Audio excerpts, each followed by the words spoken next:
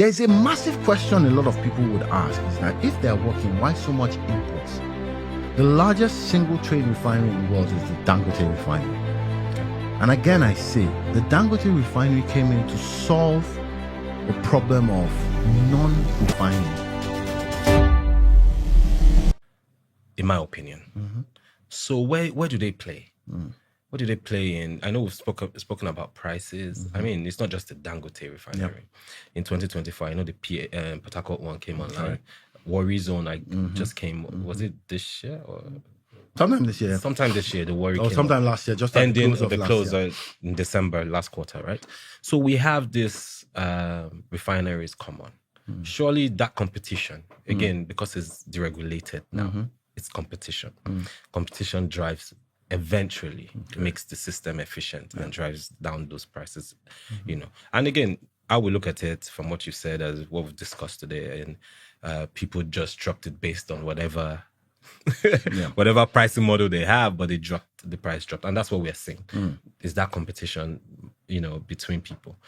But where for us to fully enjoy these subsidies in the long run, right, and in the short term, where does these refineries, the 4 governmental ones, the modular ones coming up, Dangote refinery, how do they play and how would they play efficiently to ensure that this subsidy makes sense? Okay, so brilliant question, Dami. And the first thing I'll tell you is this. Have you ever driven into a fuel station to buy crude? The answer is no. No, of course. And it goes back to what we said when we started this conversation. The role of a refinery is to crack. And anybody that does physics, chemistry, fractional distillation. Yeah. So it's going to take input, which is crude oil, and then it's going to give you a different range of productions. Gas, diesel, so many things. One fundamental of refineries is that every crude has an assay. So every crude has a property. Yeah. And based on the property of that crude, it affects what you can bring out. Yeah. So let's start from the bottom rump, a modular refinery. The modular refineries are less complex in terms of cracking. Yes. And it also means that more often than not, you find out these modular refineries, they can crack into gas oil. A lot of them. Yeah. Some of them fuel oil. So you find out that in terms of regional supply, the first people that benefit in terms of subsidy and in terms of the supply chain is the people around them. Yes. So they're fully functional to sort out those regional distributions. What is the greatest challenge for them? 2 things. Number 1, input. So if they don't have enough crude, their dynamics are skewed. They can't go and import so little crude, quote and unquote. So they have to feed off from someone who has crude oil operations to give them crude. So what do? They play in that supply chain. The second thing is that it becomes a commercial decision. Do I want to do only gas oil? Or do I want to get an RFCC? An RFCC is a catalytic cracker. And what it means is that it makes your refinery be able to blend things like petrol, naphtha, different. But it comes at a cost. So if you look at your P&L and your CAPEX items, the question is that, do I want to scale to that level? So the first thing, where do they play in terms of subsidies and everything? They're able to compete in there, and I always say regional. But don't forget, if what you call it, a modular refinery is in an area where she has a berth, where she has a jetty, then she can also play in the export side. Yes. Now, if these products, quote and unquote, are not required here, she can export it. Because with a subsidy gone, it means that pricing commercially should be a commercial decision. Yes. So that's them. Then we move up. We've got national refineries, and we had 4 of them. Kaduna, Port Harcourt, Warri, and so let's say 2 in Port Harcourt. If you start a car and drive it for 20 years, it can still run. But it means that you must not miss your service milestones. What that does is that if something is bad, you fix it. If something is good, you drain your oil. There's so many things to keep it running optimally. But every mechanical equipment has its best by date. Yeah.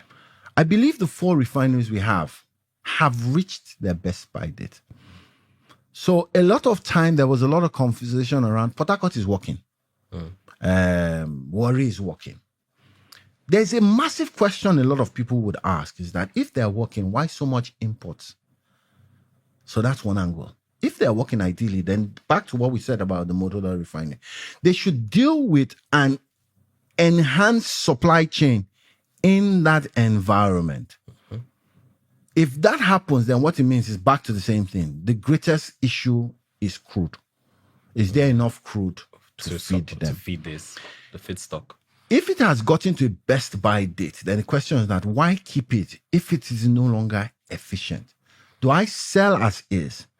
If you sell as is, and don't forget, if we're talking about the 4 national refineries, then we now start to talk of conversations around energy security, availability, affordability, accessibility. Yeah. So that's a different ballgame. But where do they also play?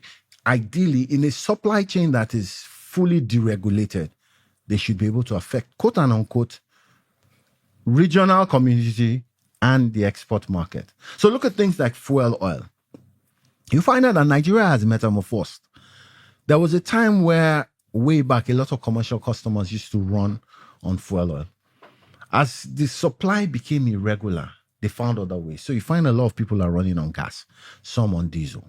So if the technology they're using is cleaner, then the chances that they'll go back to fuel oil is less. Yes. So you find out there are other countries that need that fuel oil, and it comes an export market for the 4 refineries. Efficiency is a different thing based on age. Then finally, the largest single train refinery in the world is the Dangote refinery. Okay. And again, I say the Dangote refinery came in to solve a problem of non-refining. So let's start from the big macros. The more they export, and let's start from export, it means that in terms of balance of payments for Nigeria, it's better. The president did something and said that with crude oil, let's do in Naira. Yes. Which means that they don't have to go and look for foreign exchange. Yes. He's doing that to try and sort out macro and micro. Yes. In terms of economy, monetary and fiscal. That's what he's trying to sort. Yeah. But it also means that in that same stroke, the Dangote refinery is also trying to supply into the Nigerian market. And then the question becomes that, why should we go and import if a refinery is supplying everything the country needs? Now, this is my own opinion on that. While they can solve that, it means that we're not a free market. And we need to be extremely clear about this. A free market allows entry and exit. While the Dangote refinery must recoup her investment, there must also be consumer protection. There must also be business viability for the other people who have been in the sector and are never going to go into refinery. Now, the regulator, and it goes back to what we said in terms of a guiding template or principle type.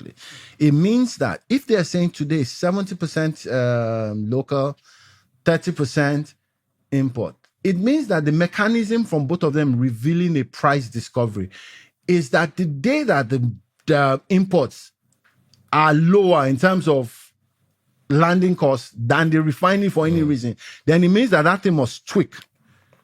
And so it's the guide. So you keep iterating till you get to what a perfect world is.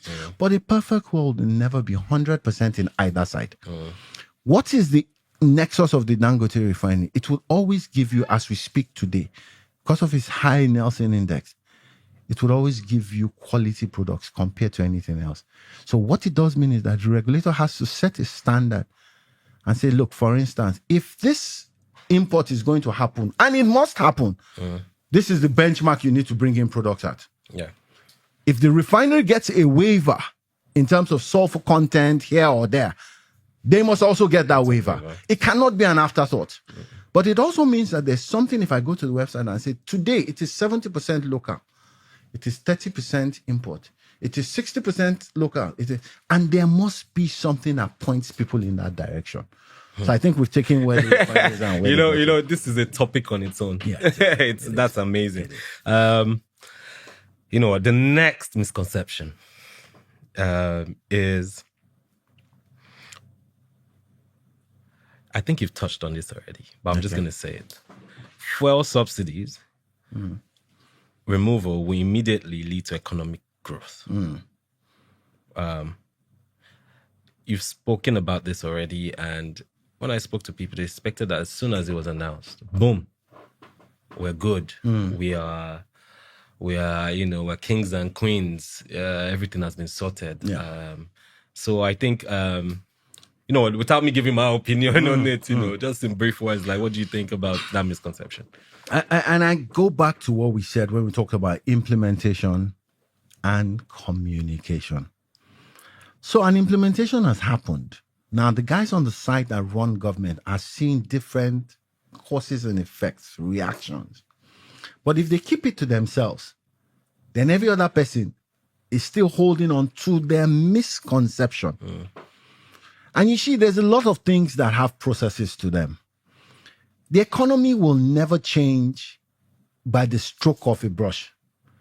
It's a process. Some things must happen regularly and consistently.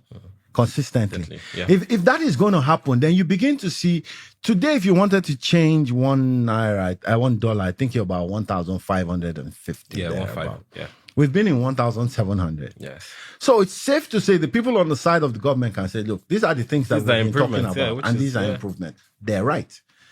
But you can't tell me that after 8 months. So it goes back to the misconception. If I know, and then someone comes on national TV and tells you, guys, this is what we're doing. We think that by so and so time, these are where the rates will come to. Because you can't hear that on one side. And then on the other side, you hear that customs is increasing their FOB rates by 4%, increasing the... You can't have policy inconsistencies. And you must clearly communicate. These fallacies come from a point of not knowing. So I do believe that while some things are happening and are positive, recently I believe that there was a 12% mortgage scheme. Oh, okay. That I believe AfriInvest is the one that is running it. Okay. But what it means is that 1 trillion naira is coming from the Federation coffers into that so people can own homes. Laudable. That's great. So, but what you need to do is that someone on the government side needs to be saying, by month 4, this is what we assume the effect will be in terms of home ownerships. There's a colleague of mine who explains to me that one thing I will also do is that it's going to trigger different kind of credit products from other banks. Because if 1 trillion has gone into a hole, you're not going to lend into that 1 trillion because your rates are higher. So you must go and find other ways of banking and giving people access to credit along some other lines that is not housing. But what does this do? It stimulates the economy. What is the greatest way we look at it? We now begin to look at our GDP.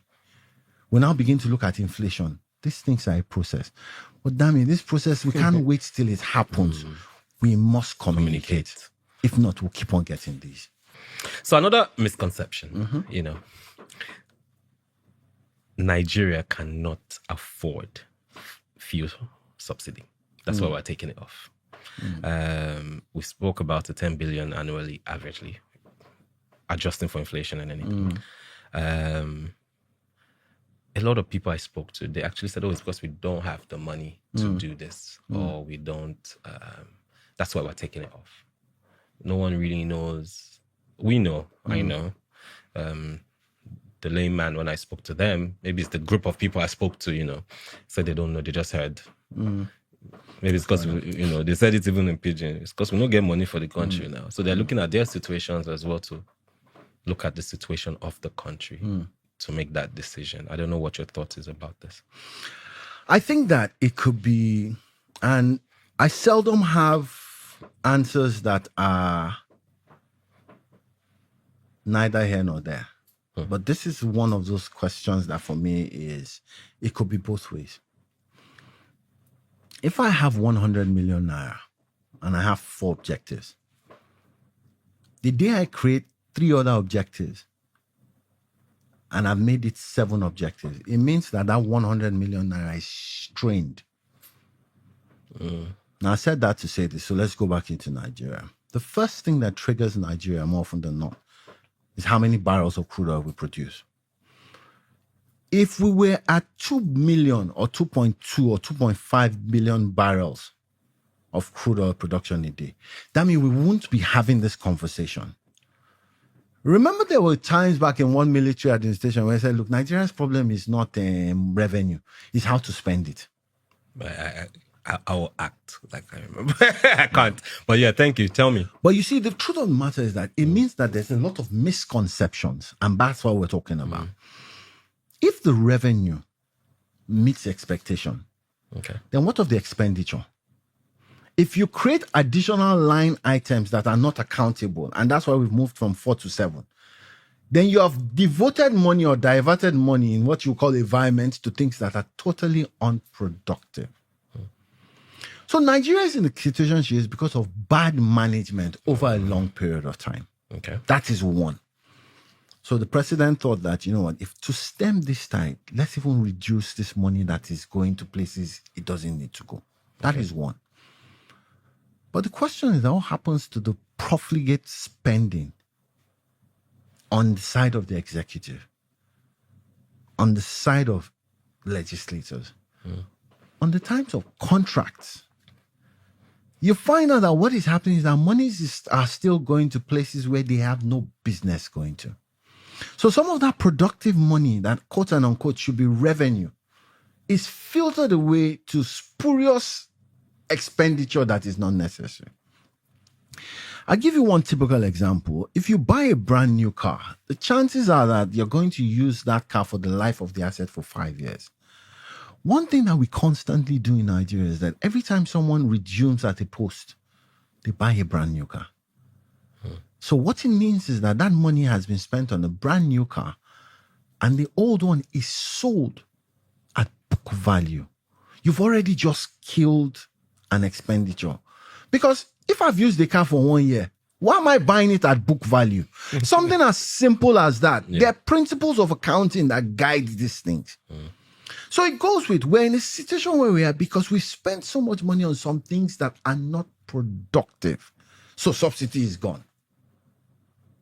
Why is India still being able to subsidize? Why is Malaysia still looking at subsidizing? Why are so many countries? It's the management of these resources and where you devote it to.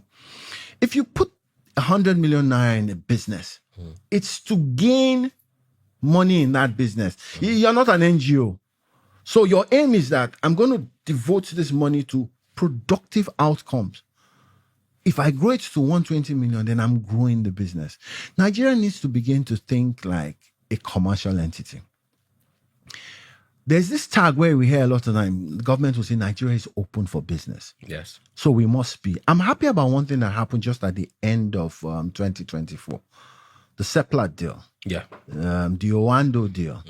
There's one in Mauritius, Chapel, I believe, if my memory serves me right. It shows you that there's been a shift, either by error, omission, or intention. And then people who had no confidence in coming here to put money in have now found that confidence. So if someone is selling something as a foreign guy, and a local company is able to muscle up the financing, banks are not, they don't give out credit as confetti. But it means that if people are milling money together to be able to do this transaction, they believe that the outcome of this transaction is a profit. So you see, what has happened is that we're where we are because of poor management, but it means that going forward, there must be intent. Back again, communication. Because that is the only way, if in future we're going to subsidize something, we understand. We understand why we're subsidizing it. We understand the cause and effect. Look at CNG. CNG is being subsidized. Yeah. But you see, it's a chain reaction. And when you compare the cost of CNG at 250 or 350 compared to 997, there's a compelling argument. Yeah. But the point is also that you need to scale. What is the greatest challenge with CNG today? Still infrastructure. But those infrastructures are very expensive. And it means that if they're very expensive, then you need to devote capital that is long suffering, not commercial rates. It has to be patient capital. It has to be patient capital. And what brings patient capital? It's an environment that proves to be stable and can return investment. You can't have policy inconsistencies. So you see how we've been able. These are two sides of the argument. But I mean, I could pick either. Understood. Okay. There's so much, so I'm picking like the best ones right now. Subsidy removal will end fuel scarcity. I'll just leave that as there. Another misnomer. Yeah. But it wasn't the case of subsidy removal, in my opinion, that will end scarcity. It was refining that would end scarcity. And why do I say so? If you can't refine in an economy, it means that every time the closest supply point to you, Nigeria specifically, will be Lome. If it's not Lome, then it's Europe. So if you bring in a vessel from Europe, you're looking at a 14 to 21 day turnaround time. If you bring it in from Lome, on the other hand, then you're looking at maybe 72 hours plus or minus. If you refine it locally, you're looking at 1 hour or 2 hours. Yes. Because if your station is in Ekpe, you just drive in. So I think that being able to refine has solved some of the supply gaps. If you look at the December now, for instance, I was going to say that there were no issues of December, last quarter, expect scarcity. No? And there was no issue in this December because we were locally refining. Now let's go back to the NNPC side. When NNPC was the main supplier, you found out that there were supply gaps. If there's a weather issue and that STS cannot happen, that's a delay. If you don't have enough in storage or Papa is blocked, for instance, it becomes a crisis. But these were still things that were not properly managed. So right now, what has happened is that because we have some activities locally refining, the turnaround time or speed to market is much shorter. The capacity is also larger. It still does not say that that is the only way we should do it. There must still be that balance. But what you find out is that subsidy wasn't the trigger. Some might say that because of the price, everybody can sell at the price that is commercially viable. Yeah, so there's that misconception that, listen. But look at it this way. If you look at the fact that the refinery is not optimal, we talked about how some local refineries, some modular refineries don't get feed crude. So it wasn't a subsidy issue because the potential to sell at the commercial rate is there, but they didn't have feedstock. Okay. The Dangote refinery, for instance, still suffers feedstock and has to import. I can argue with you that if you import, and I know I can sell it because it's a deregulated market now. Yes.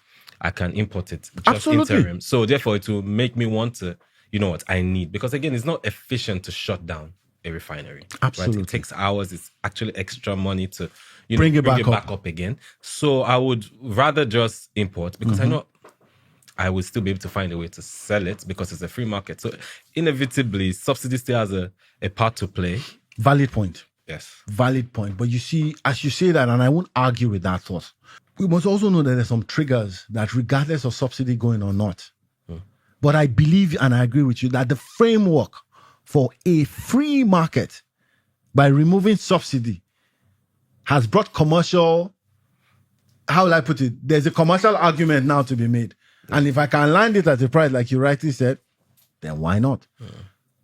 So going back to saying a free market, and again, I cannot say this enough, in a free market, we must do both. Yeah. But you're right in that. I won't argue with that. No, I think it's either or. It's a trigger, but it's not the main. It's not alone. Okay. So let's say it won't, on its own, it wouldn't have solved. So the subsidy actually is, again, maybe for us we can understand this, but this is our misconceptions that people don't understand, and they're going around that. Why is the price this? Why is it so high? Why is this? And everybody's like, this, that.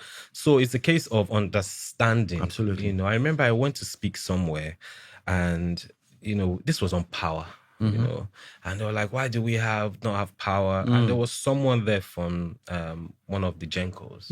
It became a case of, back and forth between the Gencos and transmission on that panel. But it was so good that everyone left that place with better understanding and less blame on be it government or be it either party, So I think I do agree. The more we have these discussions and people understand in a friendly way and more understanding, sometimes it has to be dumbed down a bit so that even for me to understand it, a lot more, there's some things that needs to, come down, then we can go back up.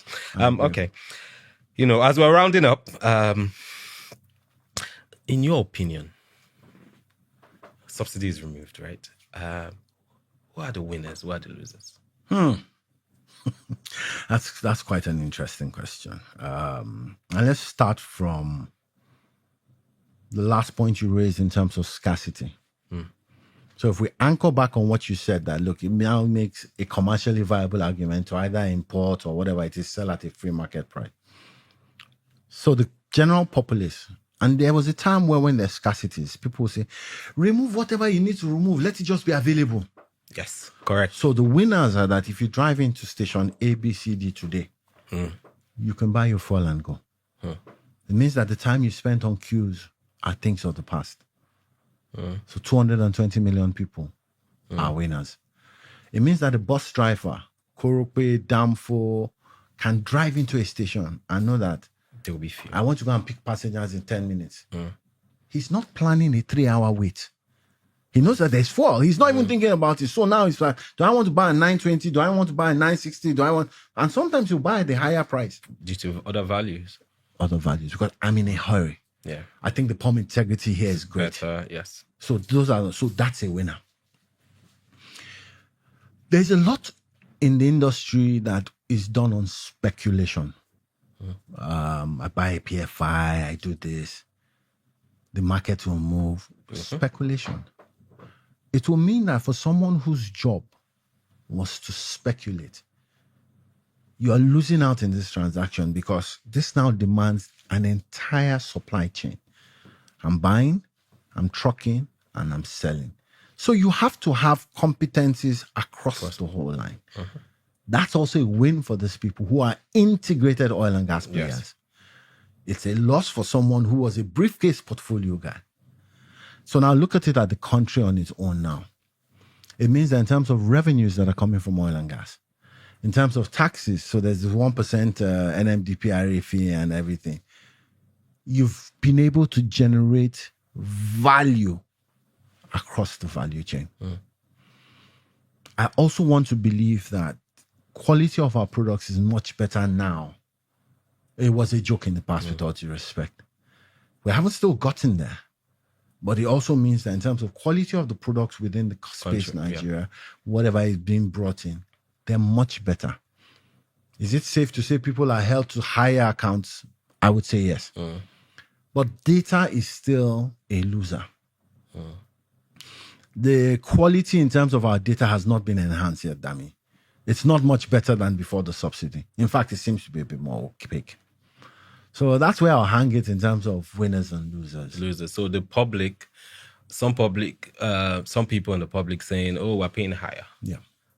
Versus availability. Yeah, but for those people saying we're paying higher, is that a balance? It's a case of the people who are saying I'm paying higher are also saying it's available. So what would they take? So they'll take the availability. Okay. Because the point is this: if it's low and it's not available, then it means that the spiral effect in terms of loss of revenue is much, much worse. 3 hours in a retail outlet. Yeah. Because automatically, don't forget, if I drive a Korope into one place and buy fuel at 970, I've passed it on to the customer. So the customer has paid more. But the customer is not looking at it that, should I pay this 300 naira from so and so to so place?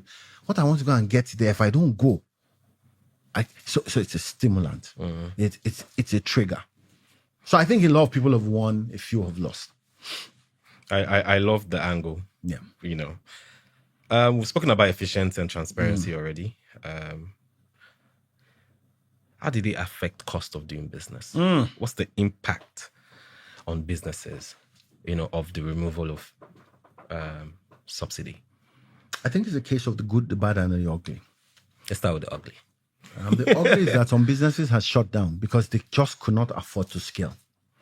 Those who were buying petrol in the generators, small businesses, the very, very small businesses lost out, and most of them folded up. That's the ugly. The bad was that it took us so long to get to somewhere where we now seem to be able to scale because of policy inconsistencies, red tape, and most importantly, I can't say this enough, lack of data to plan. That's the bad. The good is that some businesses that died were bought over by some businesses who could scale, who could get funding. The renewable energy space is a major benefactor exactly in terms of the good. So what it is that with the subsidy, there were a lot of compelling arguments for renewable that were not flying because it was much cheaper to just go and buy subsidized petrol. But now the renewable energy space is blossoming because when you look at band A, first and foremost, what's the cost per kilowatt hour in terms of this with my inverter vis-a-vis? Yes. And then you have some people now who have gone off grid. Yes. I know people Totally. who have gone off grid totally. So you see, in this same dichotomy we talked about, there's the good, there's the bad, and the ugly, and those are three different angles. You know, I was going to touch on renewables because that's you as well. You know, I see your post a lot about renewables. It's something that it's slowly catching up. Yes. Because at the end of the day, for me, it's not just about what is cool. It's cool. Like, you know, Tesla is cool. You know, all those things are cool. But for the public, it's more on value. Yeah. Cost, value added. The upfront cost is high. The value over that same period of time is what people need to understand. Now, subsidy is gone.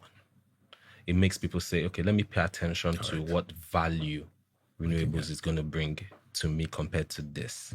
Do you think that's gaining a lot more traction? I know about the CNG, you know, the alternative, but in terms of renewable itself, that impact of, again, I know there's no data, you know, and but in your opinion, is it quick enough? The effect that again, private sector has a lot to play, because you know there's a limit the government can do in terms of instigating. What is I don't want to ask too many questions in one, but you get the gist of it. Like, is it really picking up, or is it just, again, noise? Is it just speculation, and it's just the rich people?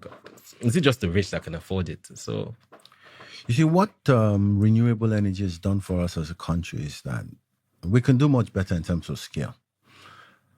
But infrastructural credit is starting to come into this thing.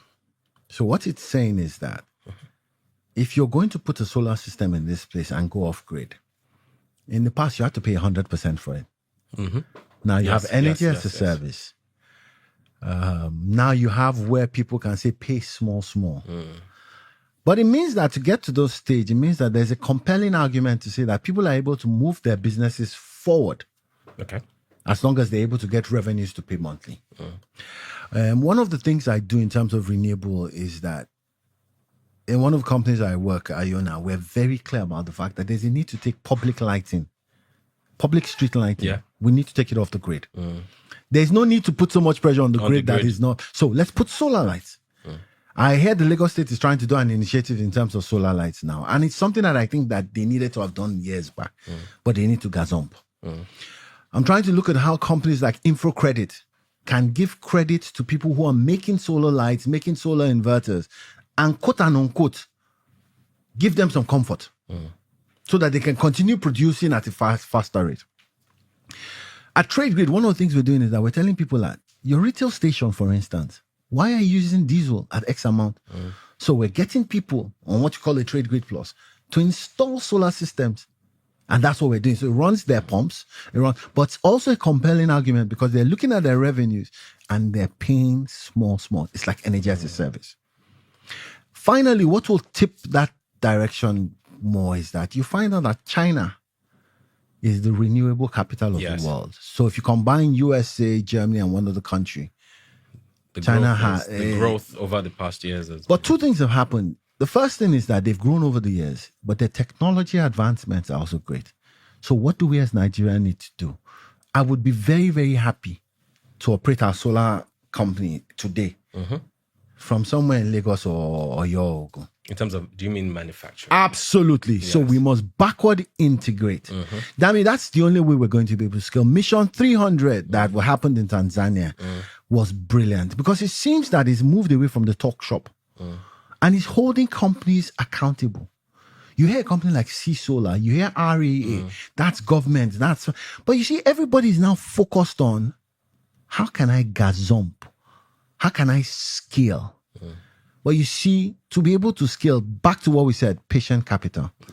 But the most important thing for us to scale, we must find a way of backward integration. We must be able to say, okay, we've got lithium in Nasarawa. will We've drop got this. prices So as well. it will drop prices. Yeah. And what it means is that supply chain, in terms of order to cash, is shorter. Shortened, But it yes. also means that knowledge must increase in those spaces. True. So it's not just a case of I'm going to come and site a plant in your, or I'm just going to import it. You have to think No. about training. You have to So I think need to about begin to train the and then personnel, pass on that yes. knowledge and skill. So that for every 5 or 6 solar companies in Nigeria, 2 or 3, it's a good start, are local and can produce here. Amazing. Yeah. Amazing. We could keep going and going. Like, I'm having so much fun. So, looking back, moving forward, if we could go back, I know I've asked this in several ways. If we could rewind to 2023, would you still make that decision to remove him? I would. Personally, I would. Okay. And I've said this and I'll keep on saying this. That's one part of that statement, whether it was off script or not, that I actually did agree with. But I would implement it in so many different ways, much, much better. Would I have phased it? That's a possibility. But you see, it's either or. You can't say, I'm going to phase it this way. I'm not going. So he took a decision based on what he knew at that point in time as the president. So I would have removed it, but I would have phased it in a different way. Okay. And going back to what I'm saying in communication, I would have sold a plan, not just say it's gone. So I'll spend another 2 or 3 minutes. It's gone because this is how much we spent in 2022. This is what we want to do in terms of kilometers of road, in terms of renewable energy, in terms of this. By the time we do all these 3 things, we think that, quote and unquote, the economy can grow by X. Value in your pocket can grow by Y. So you're sending an outlier, as in you're sending something that doesn't take away hope. But I would have removed it. Okay. But just manage. So from it what I better. hear is great decision. Should be communicated a lot better. And tell us what. Correct. it will be. Implementation milestones need Okay. to be shared. Okay. So subsidy removal was the best decision. Again, Well, not best. It was a great decision. Okay, but when okay, you say best, okay. Rephrase. great. Yeah. Was a great It was a great, decision. in my opinion, yes. in looking at the situation, Yes. but again, we discussed this. If you go back and see the attempts before it was done, so that phasing some will argue that might not work. It's taking it by the owner and saying, listen, we'll figure it out as we go along. So it's possible, but as long as, and that takes me to that next question. What's your 5-year horizon? Looking at what has happened so far, subsidy removal, in the next 5 years, what do you expect? So if I look at 2 things, and remember we talked about what happened in 2024 in terms of the oil and gas deals. The first thing is this: it has showed that Nigeria, quote and unquote, is ready for doing business. You have some brilliant minds in the industry in the government, who have now moved into trade positions. I'm a massive fan of Dr. Jumoke Oduwole. For me, she can do no wrong. So you find out that someone like that is crafting and speaking on, this is where Nigeria is. A year down the line, you're getting more FDIs. 2 years, you're consolidating FDIs. By year 3, it has become a destination haven for investments, but also a manufacturing hub for West Africa. And let's take it step by step. If we take West Africa, we can take Sub-Saharan Africa. And I'm talking about manufacturing. The Dangote refinery has come into that space. So it has taken a step in the right direction. If policy consistency, and it's very, very clear about this, they must drive how we do things. We must be intentional. So that by 4 and 5 years, we can't have eroded enough what has happened over the last administration for 8 years, because it seems like we didn't move. But it will be setting the tone for whoever continues this journey. And then we must de-emphasize politics. I think by year 4, we should be able to get there. De-emphasize all this political and begin to look for the best 11 to run this country. So 5 years down the line, we're manufacturing hub for West Africa. That is one thing I want to really, really see. GDP value, I'm not an economist, so I won't forecast that. But it means that we would have eroded the lack of trust, Okay. and have perfect examples. So this is where we were 5 years ago. This is where we are now. And that will now become the basis of where we're going in the next 5 years. So in terms of the But down, sorry, just Go before on. Okay. coming down to Nigeria, what do I see? The Energy Bank comes up this quarter, hopefully. So that becomes a destination in terms of anything energy is birthed in the Energy Bank, and it's in Abuja. It means that we must be able to spin off and build so many important businesses. I would say primary and ingredient for Nigeria first, but also for sub-Saharan Africa. Okay, so taking it down to the downstream, what would you expect? What percentage of renewables do you think? Do you think more will be converted to CNG? Do you think even to LPG? Like, do you think consumer behavior will really change based on this subsidy consistency in that? Interesting question. Now, I'm not so sure change is the word. It will evolve. But Dami, in a country where energy poverty is well above 70%, it means that as we transition, even in downstream, two things will happen.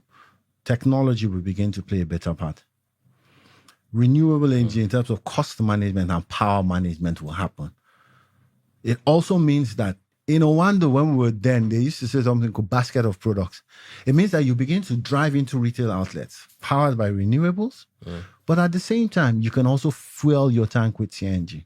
So it now means they become destination hubs. You can go in and cut your hair. If the forecourt is large enough, You have one the- stop, you NFR. You have your options. So it just becomes prime property that can offer energy, not oil, energy, The full thing. the full thing. Stations will definitely, and we particularly aggressive about that station growth in terms of get off the grid, get off all this band A and band B. But it also means that a lot of power, as the generating capacity increases, can begin to go towards industries, Yes. productive use of power. It's not just switch on fan, but you see someone is manufacturing. But most importantly, Yeah. we must be able to generate an economy that now produces more. Downstream, midstream, upstream, and basically industrialization. I love that. I love what I that. would That say. was a perfect answer. And you've given me other directions about it. So we're almost done. Okay. And my thing is, there's something we do on the show. We ask people what their energy hack is. This is the Energy Hack podcast. So, JP, what's your energy hack? What makes you tick? What makes you wake up every day to say, you know what, this energy industry it's mine. You know, I'll leave my impact. For me, and I think we talked about knowledge, the more people know, the more informed their decisions are. But this is my energy hack. I've spent over 2 decades in this industry. I'm not tired of it. Because for me, I think that every day we wake up, there's a chance to do something new that we didn't know yesterday. But when we know it now, can we do it more efficiently? And then most importantly, can we impact more people with it? That would be my energy hack. So it's the impact of It's impact. It's impact. It's impact. That wakes you up every It's day. impact. It's obvious with this today on the show, and we really love you that you're on this show.